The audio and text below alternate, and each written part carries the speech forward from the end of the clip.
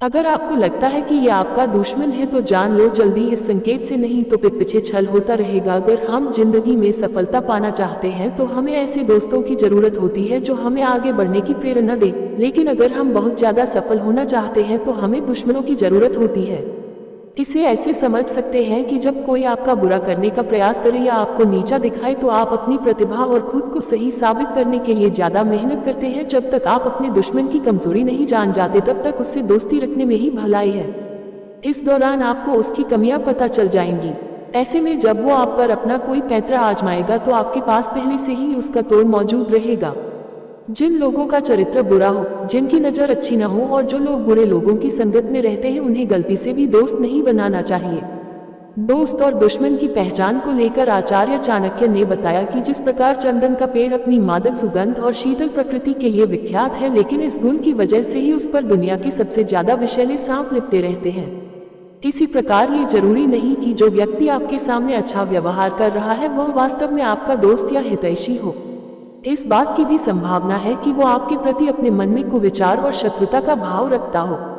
जो मित्र आपके सामने चिकनी चुपड़ी बातें करता हो और पीठ पीछे आपके कार्य को बिगाड़ देता हो, उसे त्याग देने में ही भलाई है। चाणक्य कहते हैं कि ऐसा मित्र उस बर्तन के समान है जिसके ऊपर के हिस्से में दूध लगा है परंतु अंदर विष भरा हुआ होता है। गृहस्थी सुखी है जिसकी संतान उनकी आज्ञा का पालन करती है। पिता का भी कर्तव्य है कि वो पुत्रों का पालन पोषण अच्छी तरह से करे। इसी प्रकार ऐसे व्यक्ति को मित्र नहीं कहा जा सकता है जिस पर विश्वास नहीं किया जा सके, और ऐसी पत्नी व्यर्थ है जिससे किसी प्रकार का सुख प्राप्त न हो। आचार्य चाणक्य ने इस कथन के जरिए बताया है कि दुश्मन कितना ही ताकतवर क्यों न हो, अगर वो आपको पीड़ा दे रहा है तो उसके सामने खुश चाहिए। चाणक्य के अनुसार दुश्मन के लिए ये ऐसी सजा है जिसका कोई इलाज नहीं। दुश्मन पर जीत हासिल करने का ये अचूक उपाय है जिसमें न किसी हथियार की जरूरत है न ही सहयोगियों की।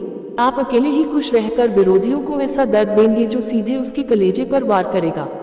विरोधी अपनी दुश्मनी निकालने के लिए सदा व्यक्ति को तकलीफ में देखना चाहता है, लेकिन अगर आप उसके सामने हर परिस्थिति में खुश रहने की कोशिश करेंगे तो ये उसके मुंह पर करारा तमाचा होगा।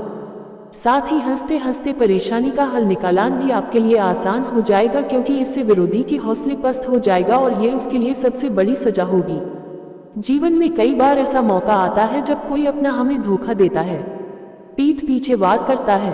ऐसे हालात में व्यक्ति अपने करीबियों को सजा नहीं दे पाता क्योंकि वो दिल के करीब होते हैं।